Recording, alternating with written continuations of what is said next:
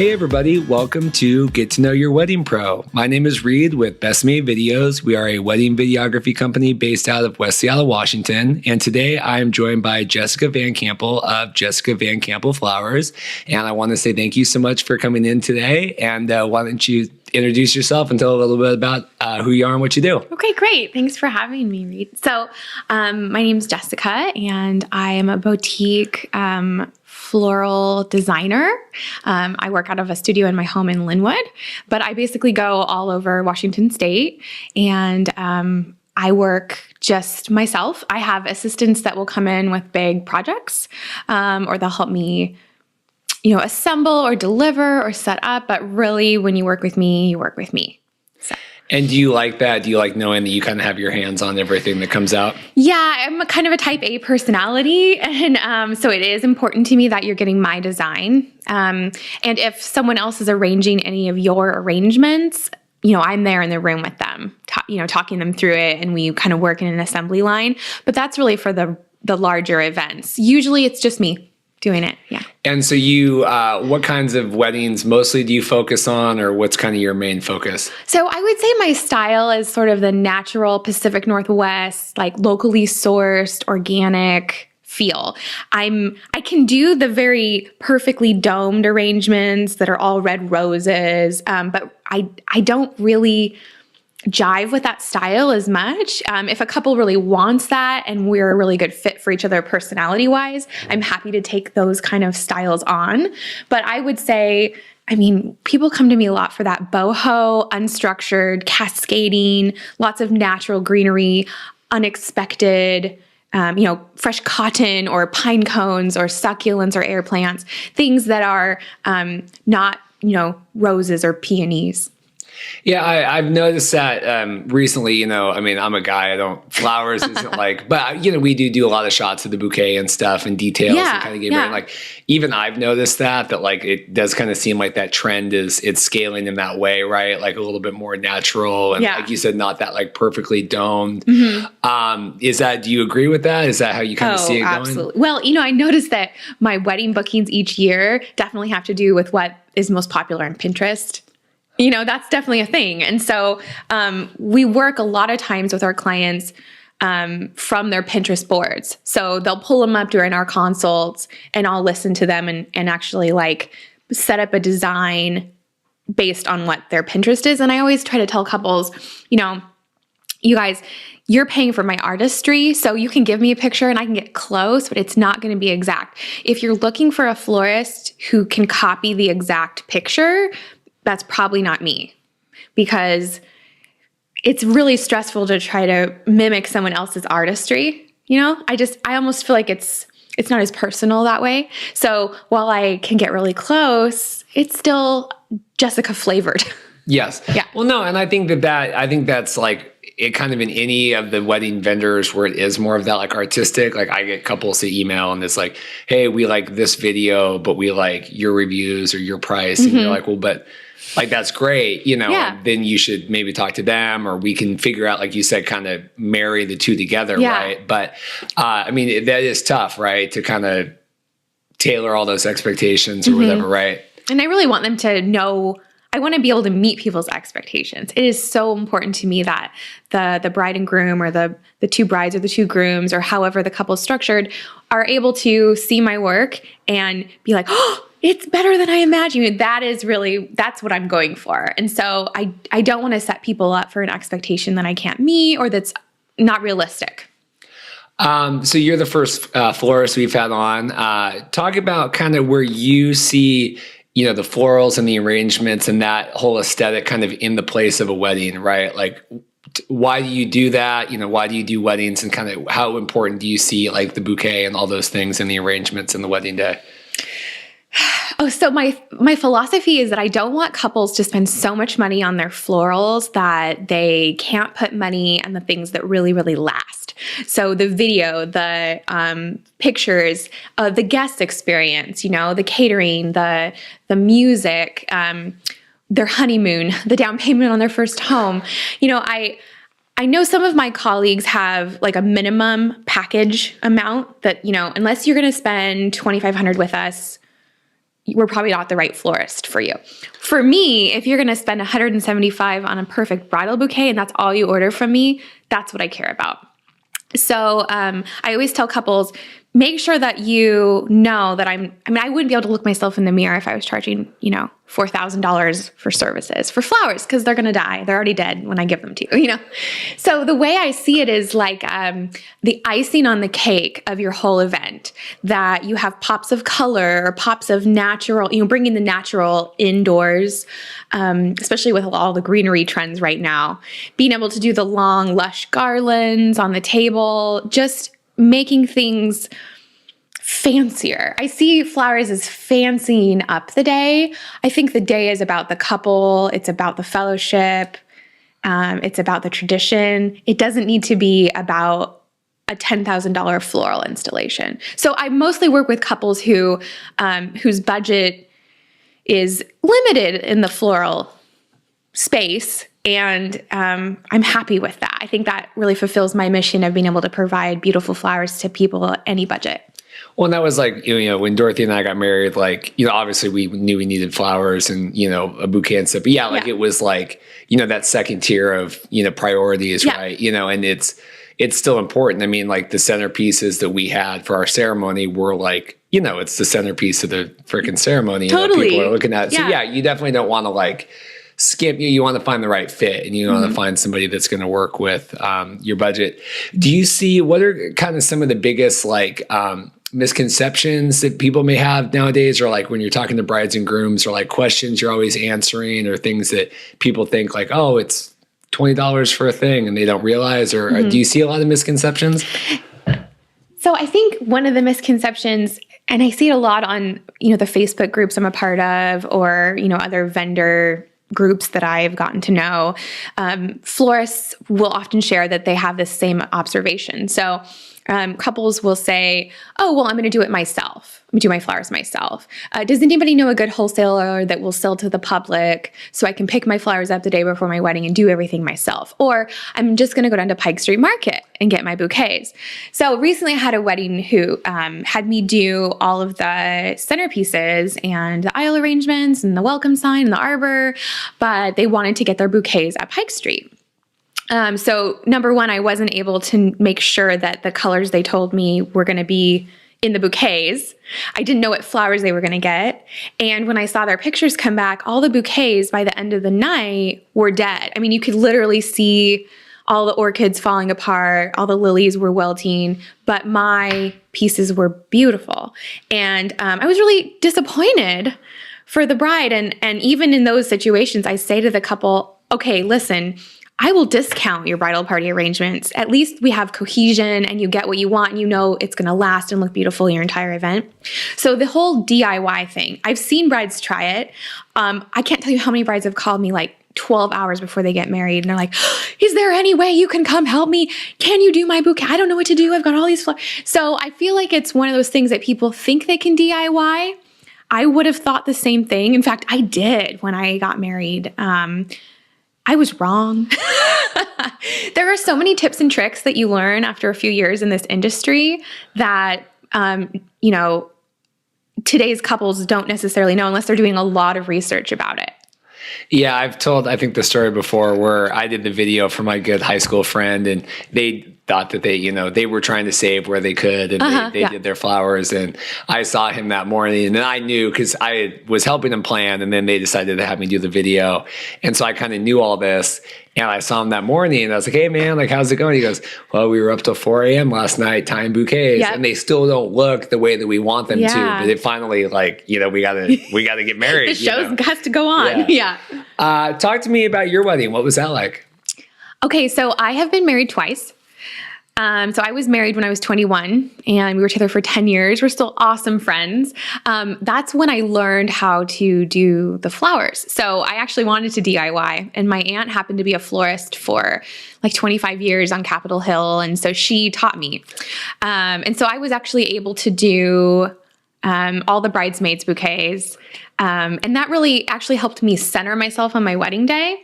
But it was because I had a lot of training from my aunt and I had her assistants. I had someone else do my bridal bouquet because I just knew I wanted something special that I hadn't created. So it was sort of like a masquerade ball type thing we did up on Camino Island. That's awesome. It was really fun. It was a great memory. 10 years later, I guess, I met my current husband, and we got married at Taser Valley Farms in Stanwood, which I don't think they're doing weddings up there anymore, but Yeah, I was up there a couple years ago. yeah, it's like they don't anymore, but it was a beautiful venue. Yeah, it's a great venue. So we did the whole barn thing.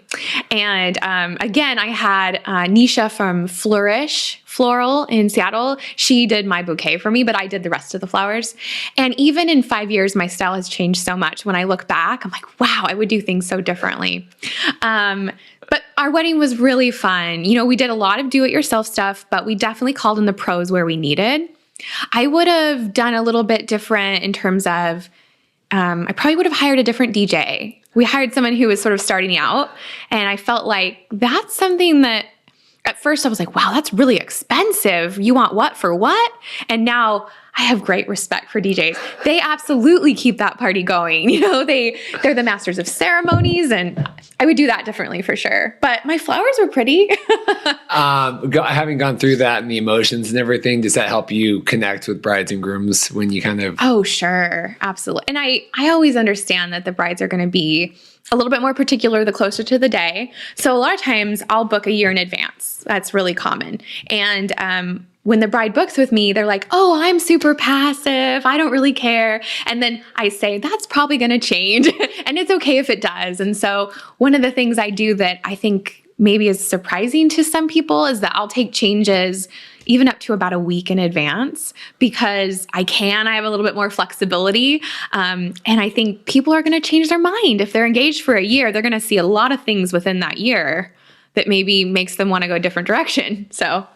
Yeah, Dorothy was the same way that we had Katrina with Love Blooms, and just because I had worked with her, I just like worked with her right before we got engaged, and so she does beautiful work. Yeah, she's great, and so Dorothy just couldn't, she's like, well, I don't know. And I was like, okay, well, we're at least going to pay Katrina a deposit here because we got to figure this thing out. Because it was she almost didn't care enough. And then it was then she cared a lot right before. And I was like, okay, I'm glad that we got this squared away so that we can, have somebody. Yeah. Because I was thinking we're not going to book her and then we're not going to have anybody. Mm-hmm. And then we're going to be one of those people online, need a florist last minute. So talk about your aunt and this kind of origin story about you becoming a floral designer. Oh, man, Reed. So I have a master's in psychology, and I was executive clinical director at Compass Health. And I oversaw 5 counties of psychologists that actually go out and do involuntary detentions for mental health patients. So I did that for about 10 years and also did it on the floor myself. I would go out and we were like mental health police. So I would handcuff people, read them their rights. I wore a flak jacket. It was big time. My husband and I decided that we wanted to adopt. And so we adopted our daughter last September.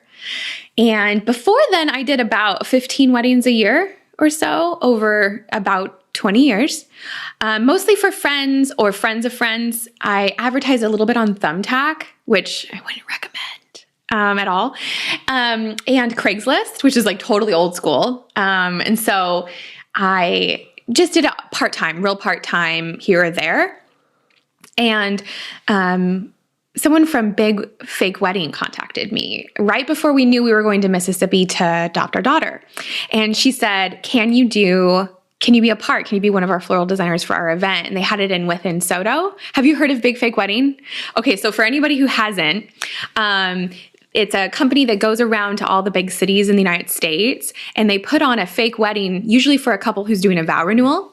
And then the guests of the wedding, and I have quotation fingers up, they are the ones that are actually coming to the wedding show. And so you really get to see the dress in action, the bouquet in action, the centerpieces in action. So that allowed me to showcase my work and be seen by Ruffled Blog and Seattle Magazine, Seattle Bride.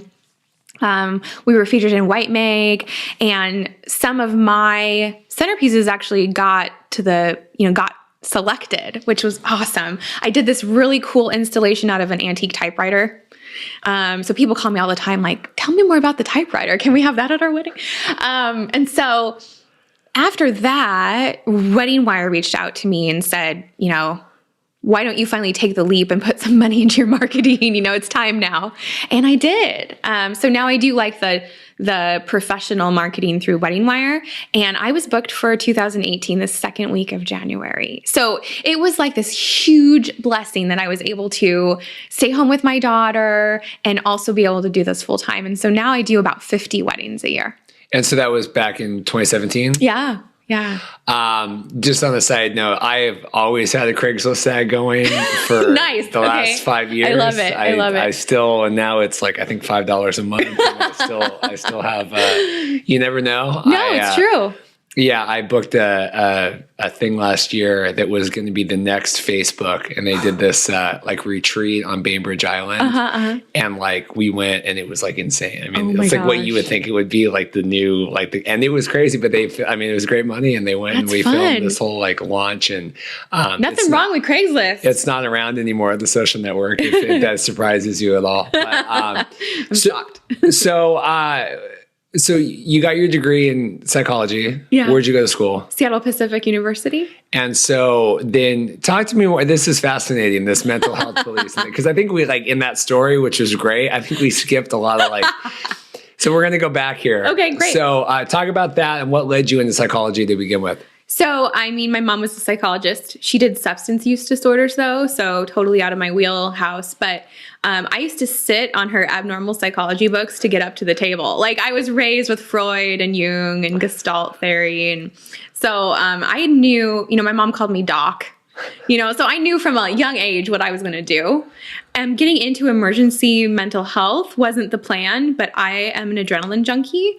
And there's something about being chased by someone high on meth around an emergency room that like I can't trade that memory, Reed. You can't replicate that. No, I can't. So I had my exciting career. I was able to become what a lot of people wait their whole career to get to early on.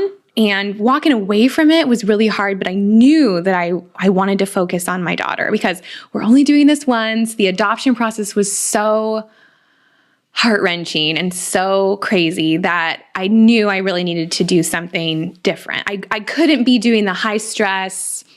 You know, I carried a 1990s pager for 10 years and still I have like a Pavlovian response when a pager goes off on a movie. I can't watch The Wire. Like there's none of that. So, yeah, emergency mental health has been huge in my formation and I would love to, I continue. I have my license still as a mental health professional. I still do clinical work with teenagers, but just one day a week out of an office with a water feature. So I'm not, you know, talking people off train trestles anymore. And that has made my life a lot less stressful. So you were doing the psychology while you were kind of doing the floral, right? Yeah, so I was. It was my outlet for sure. Yeah, was it? I mean, talk about that. Oh my gosh. So I would take the Fridays off before my weekend weddings. And I had a lot of flexibility because I was the boss. And if I got my work done and my people were safe, I could kind of do what I wanted. And I would go to the market early in the morning, get my coffee. And it just became kind of this Zen ritual for me. I'm sort of suspicious, I guess, but I will play 2 different records while I arrange the flowers. And I feel like if I don't play those records that like the bride and groom aren't going to like what I do. I definitely have some obsessive compulsive. What records? So 1989 by Taylor Swift and the Hosier's record, Take Me to Church, right? Yeah. Oh, yeah. That's funny. My wife just went to the Taylor Swift show. Oh, okay. Back in, so we had that like 22 playing for like weeks here, getting ready for that. So you play the 2 records. You're kind of OCD when doing your bouquet. So so starting floral to begin with, right? You talked about your aunt on Cabo. So like, what made you say like I'm going to start doing like wedding florals? Because I enjoy doing my own so much, and I found it so therapeutic. And they turned out pretty good for a newbie. And so some of my friends asked me then, well, can you do ours? And in graduate school, I did a few people's weddings, and that turned out well. And then I told myself I would get into it and start advertising a little bit more professionally. I'm going to get my business license if I could pull off this one wedding. My friend, she got married at Woodland Park Zoo, and then they had their reception at Safeco Field. And so they had a baseball themed wedding. So she sent me baseball roses made out of baseballs to incorporate in all of her. That's crazy.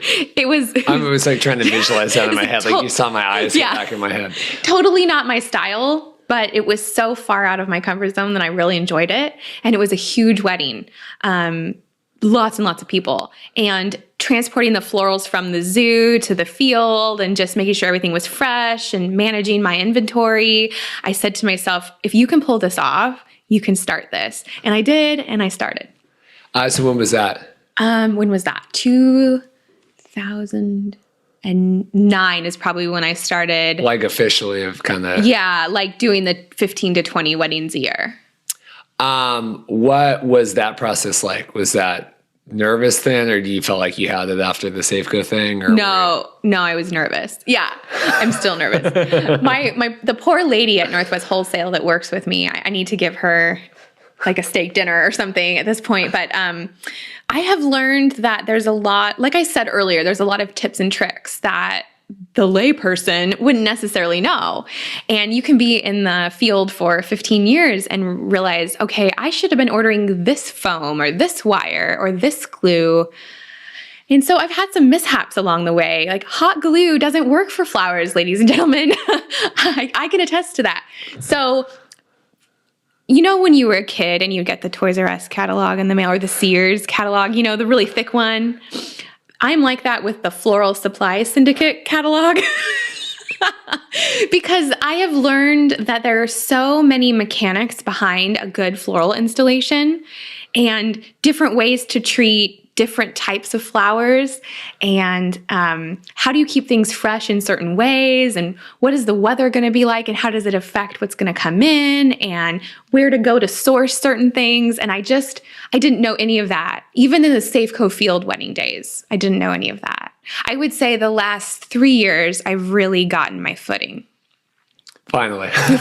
Yeah, it took. No, but it's I think that is important. And I think it is like the things that you knew back, or you think that you knew or whatever. And then it's funny, like I'll see new companies and stuff start up and you're like, man, there's a lot of time that it's gone from here to now. And like, you got a long road ahead. Yeah. And just trying to figure it out. But, what's your favorite tip or trick or thing that you're most proud of that you figured out that's kind of in your repertoire?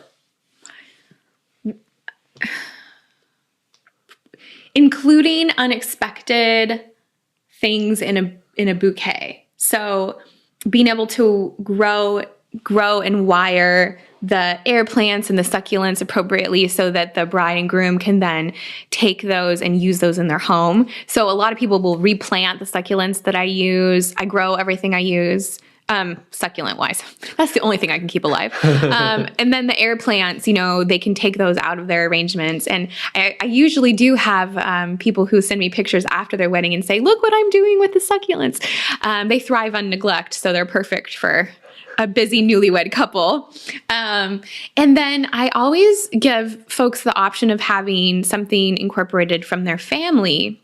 So I do a lot of lockets, dog tags, my grandmother's turquoise ring, maybe a pendant that my grandmother had. I will incorporate that into a boutonniere. Put lace around the bridal bouquet handle that was from someone's mother's dress. And I really try to make sure that I'm helping them incorporate their traditions into their floral bouquets. Yeah, I think I see that a lot now. Just our wedding on Saturday it was like a war medallion kind of thing I'm touching my chest, on the boot or on the bouquet. Okay. Hanging down. That's beautiful. And then I know that Joe had just done a wedding and she had it incorporated with the bouquet. So, I think it's a really cool way to kind of carry, right? Yeah. It's like you're something borrowed or you're something old on your floral. Yeah, and especially if it's like, your mother's locket or maybe your grandmother isn't there anymore or something, Yeah. So do you have some like favorite like examples of kind of like super customized things you've done or like where you've incorporated and stuff? Yeah. I mean, I have a scary one that I turned down because it just made me so nervous. Okay. And then I have like a really happy one. So I'll share both. We'll start with the bad news. Bad news? Okay. So the bride couldn't decide between her grandfather's dog tags with his picture on them, wrapped around the handle of her bouquet, or a necklace with his cremains in them. And the family was thinking of dropping those things off to me the day before the event so that I could incorporate them as I was arranging. And I have a necklace with my grandmother's cremains that is probably the only thing besides my child I would take out of a fire. And so for me, I just knew please, I don't even want to have this on my possession, like God forbid something should happen. So she ended up going with the dog tags, and I appreciated that she understood where I was coming from. And then the really exciting one that I did, I think, was one of the very first weddings I did after I decided to go full throttle was at Janiak Winery in Woodinville. Mm-hmm. Her parents had an ivy plant that they incorporated into their arrangements 35 years ago. Wow. They had planted it in their backyard and it had grown all of the bride's life. Her mom cut off the ivy, brought it to me, wow, and I incorporated it in all of her arrangements. Did she know that was going to happen? Yeah, what she did. She think about that? It was the best part of all of her florals. Laurel McConnell was the photographer for that, and she captured it beautifully. Yeah, it just kind of made me think, talking about the dog tags and things. We had our wedding on Saturday that Joe had that they've misplaced, I think, one of it was like a handkerchief or something. Oh my God. So, see? But he was like, he's texting me like, hey, can you look like at the footage and kind of see when it, because we took video. Oh, of it, sure. So kind of see. And so I'm just kind of literally downloading it right now as we speak. But I think, it is a stressful, You're like Sherlock Holmes here, aren't you? Yeah. I mean, it's a great, you just need to be careful about that sort of thing because it is really important to like have involved in your day. But you do, I don't know, it's just a lesson. Keep track of it. Keep track of it, have a planner or somebody that's kind of keeping an eye on those things. So then what was it like kind of stepping away from your professional career to go into your other, not that. I understand. To step away from psychology. It's really, really hard, Reed. Yeah. It's weird to have a supervisor now.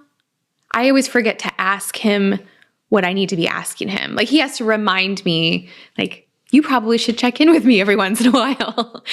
You need support too. I'm used to having everyone come to me. So knowing how to balance being just a therapist, I don't know how to explain that because that sounds, to me, when I say it, it sounds conceited, but I think what I mean is just there's so much more pressure on leadership that you don't have necessarily at the clinical level. And so going between the two was really hard. And I knew I wanted to stay in the field. So I do still work for an agency and I work with teens and their families, and it's really fulfilling for me. And on the other hand, I think the flowers have allowed me to do something. I don't want to say it's less stress. I think it's actually just as much because there's a lot riding on someone's wedding day. And I am really committed to making sure that at least my small part is perfect. So it's not less stress. It's just a different kind of stress. Obviously, I was dealing with life or death situations in emergency mental health that I don't have to worry about in the floral business, hopefully, knock on wood. And then sort of, I'm almost 40 and we're just starting out as new parents with an infant. And so redefining myself as not the executive, as not the teacher, the leader. I'm a wife and a mother and a florist. Those are things I never saw. I was always really high-powered career track woman, independent. Those are all great. But for me, this transition has been life-changing, really. Do you want to talk about your family now and how that's going? Oh my gosh, it's so fun. So we did an open adoption. Chloe Catherine is from Mississippi on the Gulf. Awesome. We actually drove her birth mother to the hospital when she went into labor, and we were in the room when Chloe was born. I got to hold her for the first time. And Chloe has an older sister and an older brother, and we are in contact multiple times a week with them. Her birth mother is one of my best friends. Chloe's African American. And so it took a lot of trust from her birth mother to make the decision to place with us, because we live in Linwood. And while it's fairly diverse in the area we live in, we've actually been looking around your area because we really want to make sure that Chloe is not the only Black child in her school and in her daycare and in her playgrounds. We want her to have cultural mirrors. And I think especially now in our society, being a white couple that has adopted a Black child comes with so much. And so we've pulled in a lot of our community and our friends and family to help us. We do have quite a few Black members in our family, and I have a lot of African-American friends, and they've all volunteered to teach me how to do her hair. And, they come alongside and really support me. And, they're the ones buying her the Black Cabbage Patches and just making sure that she has what she needs culturally. And so has her mother. But, African-American culture in Washington is very different than African-American culture in, rural Mississippi as well. And so we've been learning a lot of how to incorporate both of those sides. And Chloe will always know that she's adopted from now until when she understands. And she will always have access to her birth mother. And it's nice to know I can pick up the phone and say, here, your daughter has a question. I'm sharing this experience with someone else, and I was really scared about open adoption. I was worried I would be really feeling threatened, or like she's not really my child, and all these fears that I see now. It was about her and her best experience. And I think having her know her identity and where she comes from, and not having to search or question or be secretive, that really matters, because she's Black and we're white, and it's obvious. So she will always know there's something about her that's different, and I want her to understand why that is. So it's going well. I mean, it's scary.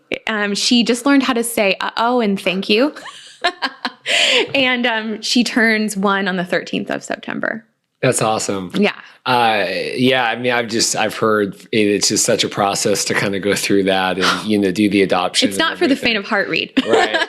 Well, but you're tough, right? I like the adrenaline. Yeah. So that was your next step on exactly. that. So now, is it a good work balance between family and doing, your florals and everything? Yeah. We call Chloe the closer, because people love her when they come over for consults. I'm happy to meet couples wherever they're at for their consults, but one of the things I really enjoy is having them to my home, because they get to see my style and my flair and sort of be in my environment. And I believe that my interior design and the way that I've set my home up helps couples see my style, and then that helps us connect on a personal level. And when Chloe's around, I mean, I have couples that rock her to sleep while they're talking to me about their flowers. And so it's been nice. I mean, I just strap her to my back and she goes. I mean, she takes naps in floral boxes. Honestly, like she's out in the studio with me playing and trying to eat things she's not supposed to be eating. And, I have a little wagon that I put my flowers in to load them from the car to the venue for the setup. And I just stick her in the wagon and she comes along with me. And so ever since she came back from Mississippi, she's been going to wedding shows with me and meeting couples and going to the flower market. Talk about you're talking, clients coming over to your house and being really involved. Talk about that philosophy, how you're running your business of kind of that really intimate. Because like we had spoken earlier, it's just you doing this. But I mean, that is like, I think an extra step, right? In terms of like really putting yourself with your clients. What is the thought behind that, or talk about that? So I think my clients can attest, usually they're going to get a Facebook request or a follow from me. I like to have them see what I'm doing, and see what they're doing, what's going on with them, and building more of a personal connection. Some of my best friends are the people that I've done their weddings, and that's how we met. And some of them are really cute, like very formal, like, so could we be friends now? Let's shake on it. And then others have just evolved sort of organically. I love hearing people's stories. My favorite moment is when I hand the bouquet to the bride. And so many times I arrive at a venue for a delivery and the wedding planner will come and a friend will come and say, oh, I can take that to her. And I'm like, could I please? Like, that moment matters so much because she and I have sat across for, a cup of coffee together for hours on end talking about what their vision is. And then to see it come alive to life and see it in their eyes, like, wow, that's exactly that matters so much to me. So yeah, that personal element. I know that as a photographer, a videographer, that's also a really intimate time because oftentimes you'll get to know the couples through an engagement session or boudoir pictures or something of that nature. And florists don't really get that as much. And if you go to a larger florist, it's more of a corporate type setup. That's fine. They do beautiful work. It's very uniform. It's very fresh. It's you know what to expect, but you don't get that personal, like, tell me about your engagement story from that corporate. And so that's why I look at myself as more of a boutique florist.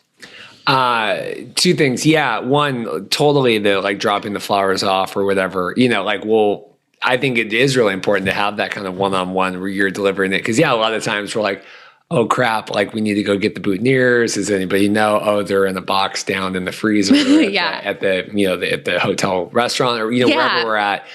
And I do think that kind of having like that personal delivery and all of that, but then also, like seeing their face, like I don't get to see like my couples when like they watch their video, right? Like I know, like some photographers will do like in studio, showings or whatever so that they get that. But I do think that like that's a really unique thing that you get to do. And I think that that's got to be cool kind of for everybody. Also with the online thing, I totally agree with that. I don't have a lot of friends, but I have a lot of like wedding clients now that I think are my friends. Because I would not have, my wife's always like, why are so many people liking? I'm like, well, it's my friends. It's fine. I mean, they aren't my friends, but, what is the process like for working with you? How do you welcome in couples and how do you kind of walk through that process with them? What's your kind of workflow? So usually couples will contact me and will say, this is what we're looking for. We saw you on Wedding Wire or Instagram or whatever, or a friend of a friend. We went to their wedding and now we're getting married and we love what you did, or just whatever means they found me. And then I'll have them send me their Pinterest board or any inspiration pictures and give me sort of an idea of the order they need. I do multiple weddings in a weekend, which sometimes is great and sometimes is bad. I did 5 weddings one weekend, Father's Day weekend actually this year, and I broke these 2 fingers. She's holding her 2 right index and middle finger. Yeah. And so my husband had cut like 300 roses that weekend. I wasn't able to squeeze to cut. How did you break your fingers? I fell with bouquets in my hands against a door coming in from my studio. Oh my God. And I think I knocked myself out actually. So my daughter's screaming and I woke up and all I really cared about was, were the bouquets okay? Yeah, right. And so, I was doing all the wrapping with like splint, and that was after the second wedding. So I had 3 more weddings. My God. It was wild. But the brides were really supportive and I think sympathetic to my problem. Well, but it is life, right? I mean, it's real life. Stuff and like, can happen. And you like, we all try to put on like the vendor front and like whatever, but like, you don't really get a front with me. Yeah, right. Actually, yeah. So then they'll usually set up some sort of a consult with me, either video chat or on the phone. I work with couples who do destination in Seattle. So, recently I worked with a couple who lived in Italy and then one in Japan who were in the military that were coming back. And then I'm working with a wedding planner in Charleston right now. The couple's coming during Christmas time to get married in Seattle. So I've been able to work with some distance couples that way. Or I invite them, to come over for a cup of coffee. So, and then once we sit down for our consult, I type up what I like to call a floral agreement. It's a working document. It's not a contract that's set in stone because, like I said earlier, I know things can change. And then basically once that's signed and the deposit is made, they're booked. That is something that I didn't know until we kind of went through that, was like the whole floral thing. It does kind of need to be flexible, kind of, because you don't necessarily know like what exactly is going to be available or in stock or whatever, right? Like you find like, it's going to be really close. Or how many RSVPs did you get? A lot of times people will need more or less centerpieces than they asked for originally. Do you do other events than just weddings? Yeah, I've done several memorials, which I think is, such a huge honor. I've done a few bridal showers and baby showers. I was asked to do a 50th wedding anniversary party the other day, but I was booked. I wasn't able to.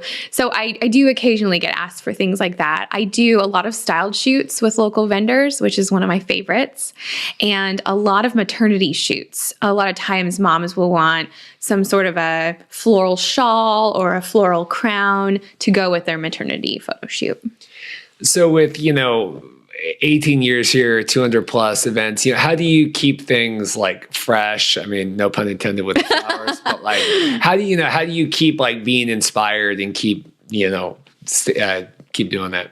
So I guess my competition, it's funny because I have so much respect for other people's visions, and I know it's not really about competition because it's about finding the right vendor for, who clicks with you, whose style matches, and what you might love about me, you wouldn't love about another vendor. One man's trash is another man's treasure. I guess that's kind of extreme, but that idea of you've got to find the right fit. So anyway, my competition, people that are doing this alongside of me in the area, whose Instagrams are so rich, whose websites are beautiful, whose client feedback is excellent, and who are always doing new things and inspiring. They inspire me. And people like Nisha Flourish, she really made my wedding day special. And every year on Valentine's Day, my husband has her remake my wedding bouquet for me. And wow. So I've been able to keep in touch with her as her business has grown. And so I have people in the business that are able to keep me inspired. And my daughter inspires me a lot. She helps me see the world a little bit differently than I did before too, which sounds sort of hokey and cliche, but it's so true. What are your guys' next kind of steps in terms of, number one, family, and then also kind of the business, and where do you see kind of everything progressing in the next couple of years? So I have been really honored to do some weddings that are distance weddings. I've done one in Alaska, Florida, Maui, almost in the UP in Michigan, but ended up that wedding was canceled. Very sad. All over Idaho and Oregon.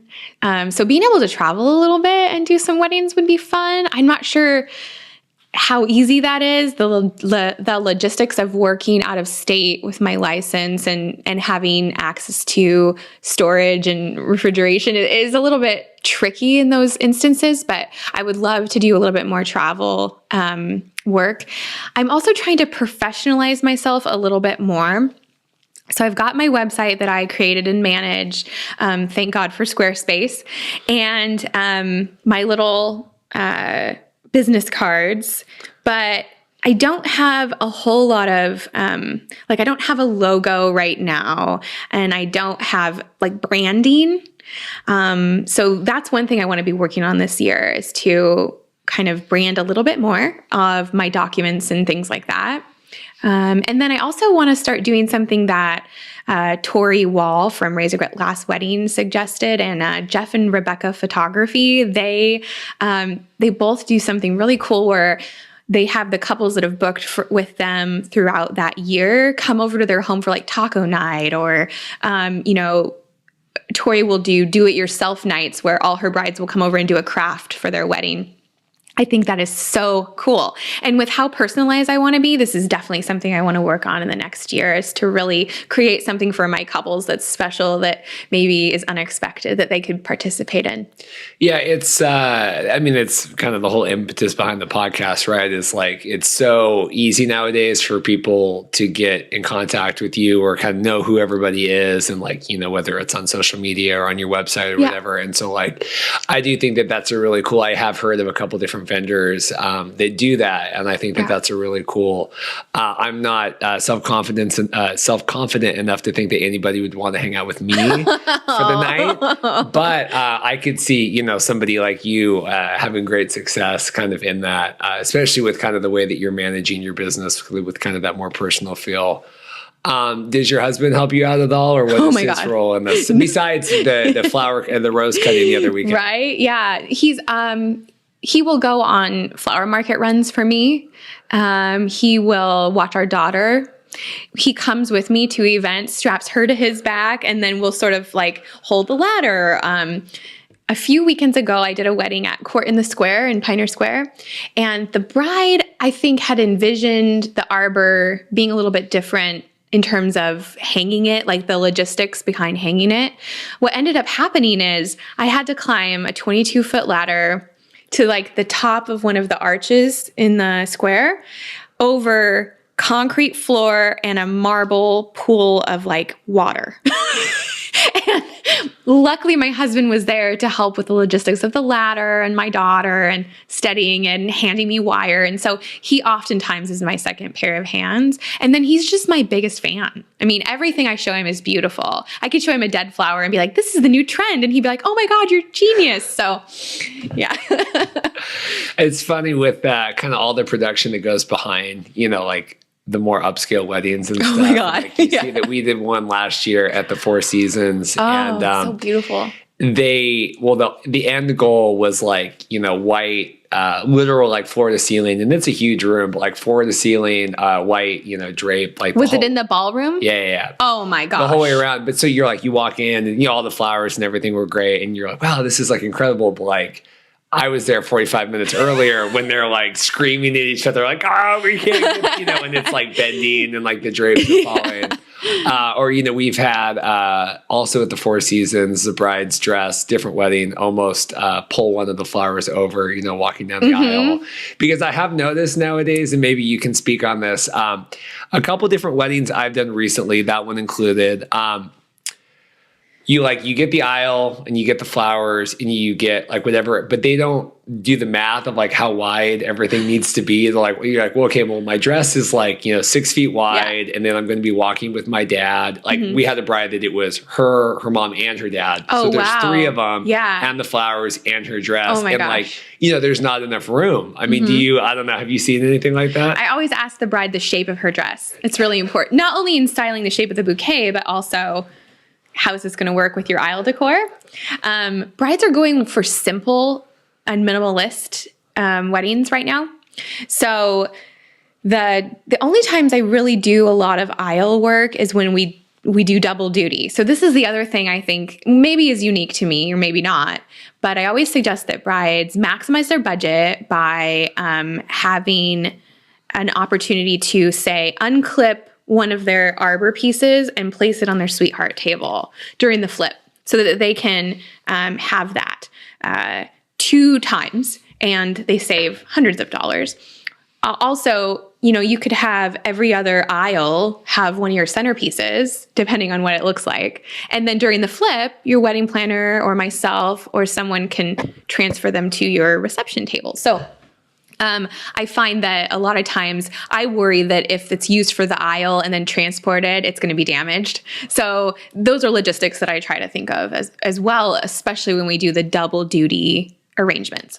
Yeah, we did the same thing, I think, with we had 2 like centerpieces for the ceremony, and yeah, it was like our ceremony was like 7 minutes, and we really got to get more time out of this. This arrangement. Yeah. So yeah, we did that. We had one by like, I don't know, by the cake or something. Yeah. When I'd have to go back and look. I don't actually remember where they are. But, that's fun. So any other trends or anything else you see kind of going, like you said, kind of the more naturalistic, the more simple? More local. A lot of couples really want, we live in the Pacific Northwest, so I want something grown in the Pacific Northwest, which is challenging for me, actually, believe it or not, because a lot of the stuff that's sourced is sourced through California, especially depending on the time of year. So I love Seattle Growers Market because they have sort of a co-op of growers from all over this region that will bring their flowers and greenery. So I see more of the locale being taken advantage of just because we live in such an incredible setting. And then I also see, like I said, more minimalist. I do a lot of ivories, creams, greens, and like light colors. I'm not seeing a lot of dark colors for weddings anymore. I do have an orange and dark blue wedding in October that I'm excited about, just because it's very different than what I do normally, but definitely more of those light. And then the family experience. So a lot of people are doing the long family style tables where everybody sits together and they don't have a formal place setting and everybody kind of just congregates. And I really like that trend, and it has allowed me to be creative with how I do my flowers too. We had the flower girls, I guess there was like 2 or 3, and the ring bearer and stuff, all have like a big, it was like a garland thing. They all came, do you see that? I don't know. I had never seen that before. On Saturday, they all came in. They all carried it. Like, yeah, they all like walked down like a rope or something. I don't know. They all carried it down, but it was like 10 feet long. It was really long. That's really neat. I haven't seen that before. They had some florists came out. They had this whole literal, like a whole room of the hotel, like a whole suite, like was just the flowers. And he's like sitting in there like, that's really cool. Yeah, I've done that before for yeah, sure. Right. Or like on the floor somewhere hiding so that the photographer doesn't take a picture of me. I did a wedding on Saturday at the Ballard Bay Club where the bride had the ring bearer carry down the collar of her late dog who had just passed from cancer. And I had decorated the collar with flowers and greenery so to honor the dog. Oh, that's rough. It was rough. We all cried, but it was really a special moment. So.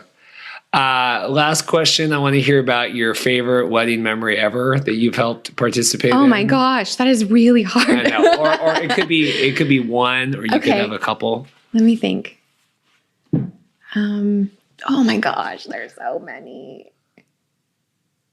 I think recently, I think this one I'm talking to you about right now, last Saturday, the bride and I, this is one of those situations where I think we're going to be friends, maybe even for the rest of our lives. Like we really connected. I spent a lot more time with her than I normally do with couples, doing venue walkthroughs. And I came over to her house and got, she did driftwood centerpieces that she had collected. And then I put flowers, greenery, and succulents on them. And that was one of the most unique centerpieces I have ever done. And she was able to send them home with her friends and family, which was really neat. I think that being able to really do something incredibly unique. I mean, I went on like a 3-month search for pampas grass and ostrich feathers for her to give her, the look she wanted. I've spent hundreds of dollars on feathers in the last month. And so being able to really be a part of her planning has been really unique. And it was a very personalized do-it-yourself type event. I think the only other favorite wedding memory I have, I've been doing more often lately, is making sure that any leftover flowers that the bride and groom don't want, we source them to local senior centers or hospice houses, and being able to go and deliver afterward and sort of